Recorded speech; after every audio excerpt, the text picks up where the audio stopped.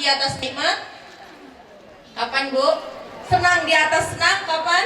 Ketika perjalanan Isra dan Mi'raj. Kenapa? Karena bisa berjumpa dengan Allah Subhanahu.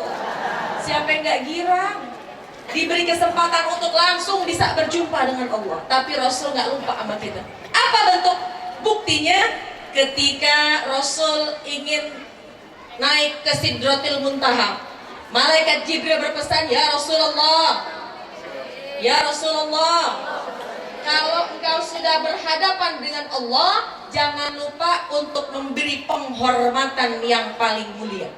Jangan lupa engkau memberi penghormatan yang paling tinggi kepada Allah Subhanahu wa Ta'ala dengan ucapan at-tahiyatul mubarakatus salawatut thayyibatulillah." Pesan malaikat Jibril yaitu kepada Rasul ketika nanti berhadapan dengan Allah, karena berhadapan dengan Allah satu nikmat di atas nikmat. Bu, berjumpa dengan Allah nikmat di atas nikmat. Jangankan berjumpa dengan Allah, ibu ketemu sama, kira-kira ketemu sama siapa nih? Ketemu sama calon presiden nomor 2. Saya ngomong apa adanya Bu. Kira-kira girang apa kagak? Girang. Kalau ketemu sama capres nomor 2, jangan lupa Ibu ya. Kalau ketemu sama capres nomor 2, girang apa kagak? Handphone udah gemeteran saking pengen fotonya. Nah, bagaimana ketika rasanya baginda Rasulullah SAW bisa berjumpa dengan Allah? Ketika bisa Rasul berhadapan dengan Allah, selamat datang saya ucapkan kepada guru kita Mukarramah Bunda Ustazah Dr. Anda Hajah Maisarah Matsuni. Lanjutin dikit ya, guru kita udah sampai itu. Lanjutin ya Bu ceritanya Ibu. Kemudian ketika Rasul bisa berjumpa langsung di hadapan Allah, apa yang Rasul tidak lupa? Pesan malaikat Jibril. Apa yang Rasul katakan? At-tahiyatul mubarakatus sholawatut thayyibatulillah. Segala penghormatan setinggi-tingginya aku persembahkan untuk engkau wahai Allah. Kata siapa Bu? Kata Rasul. Bu, Ibu dengar apa ngantuk kira-kira? Dengar, alhamdulillah. Ini kalau ngomongin pas Pak calon nomor 2, romannya udah lupa lagi nih.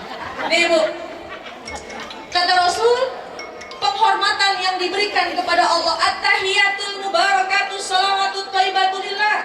Segala penghormatan aku berikan, ku persembahkan kepada engkau wahai Allah. Ketika Allah dan ketika Rasul sudah berhadapan dengan Allah. Kemudian Bu, dijawab sama Allah. Apa jawabannya? Assalamu alayka ayyuhan nabiyyu wa rahmatullah. Assalamu alayka ayyuhan nabiyyu wa rahmatullah. Dan juga keselamatan untuk engkau wahai Nabi. Keselamatan untuk engkau wahai Nabi Muhammad. Bu, kira-kira rasa kita kalau lagi dibales girang apa kagak? Kita berdoa sama Allah, doa kita langsung diijabah, girang apa enggak?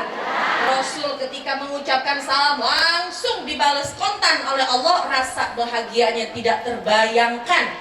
Bahagianya baginda Rasulullah Sallallahu Alaihi Wasallam.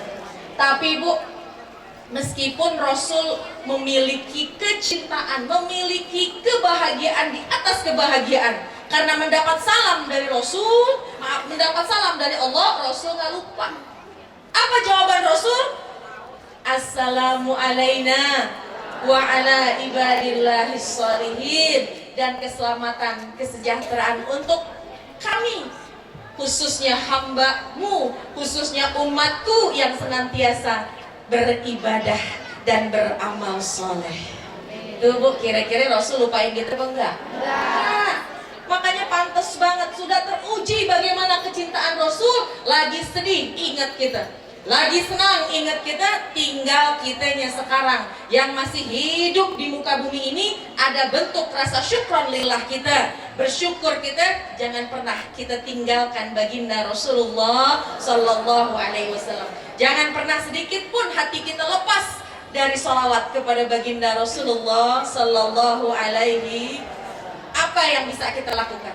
Apa yang bisa kita kerjakan? Apa yang bisa kita perbuat untuk bentuk syukran lillah kita kepada Rasul, diantaranya perbaiki urusan akhlak.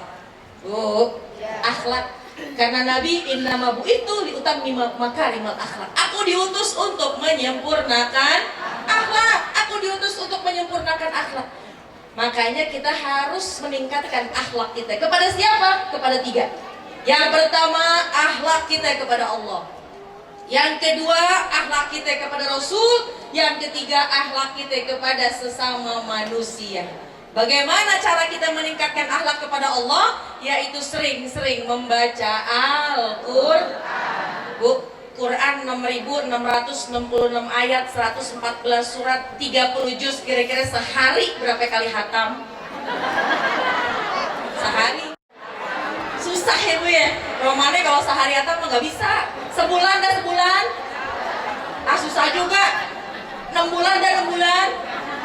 Romannya susah amat ya. Setahun dan setahun? Alhamdulillah. Itu juga bulan Ramadan doang ya Bu ya. Masya Allah. Nih, membaca Al-Quran. Akhlak kita kepada Allah salah satunya kita cintai Al-Quran. Kita baca Al-Quran. Alhamdulillah. Saya liatin wajah-wajah ibu di sini udah cinta sama Al-Quran. Kalau nggak bisa sehari baca 5 juz, turun dah jadi 3 juz. 3 juz nggak bisa, turun jadi 2 juz. 2 juz nggak bisa, turun jadi 1 juz. 1 juz nggak bisa, turun setengah lembar. 5 lembar. 5 lembar nggak bisa, turun jadi 2 lembar. 2 lembar nggak bisa, turun jadi